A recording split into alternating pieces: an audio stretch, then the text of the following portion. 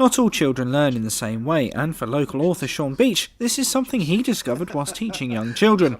And so, to encourage those who are not engaged with books into reading, he's created a unique series of interactive stories. I got into teaching when I left the army to inspire young children to take an interest in books, but not just they're not the children that don't need any encouragement to look at books. Those children that historically have shied away from them for whatever reason, whether they've never seen a book before they went to school, or they've had problems decoding the words, or they have just more interest in playing. But we still need to give them those skills so they can achieve their potential in life. Sean's own children helped with the illustrations for the books and even star in them too. We've got the Nibbly monsters here. Monsters made by my children, and we've got my young daughter here who's one of the models. So it's got the monsters meeting her, and the story reads, so down her tummy and nibbling her ear, and as you can see she thoroughly enjoyed the experience. They're spoilt for choice these days. I mean, fantastic, children's authors out there, fantastic illustrators, but what they all are is very similar in the context of they're professionally drawn and they're wonderful images.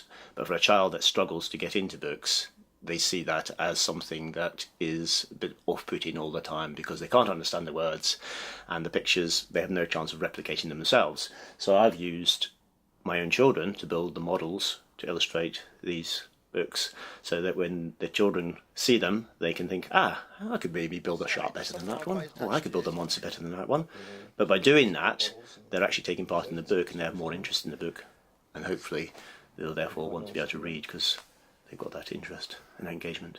That's what books are. They should be inspiring. They should they should make a child want to go out and build their own story, to own it themselves. And who's to say their ideas, my ideas are better than theirs. Their ideas are equally as valid, and they need to know that. The inspiration for the books came out of a challenge set by friends, and now there are 5 in the series with more to come. Most of these were part of last year. I had a challenge from a friend to write a poem every single day for a year. A lot of those came from those, but some of them were from earlier sort of interventions that we've done, whether in school. The Nibbly Monsters was certainly one I used to do, some creative writing workshops, and that's something we did in the school because it inspires the children. It's nice and simple. They can create a monster and we can put it together towards some rhyming stories and interactive things for them. Little Green Caterpillar was actually written by my little boy when we used to have Daddy and James days out. So basically we saw a caterpillar out on a walk and we turned it into a story. So we got the caterpillar with a farmer, and all the plastic models, as I say, were made by the children, but we also film and take the shots in a shoebox, hence it is shoebox books. This is Richard Stringer for That's TV.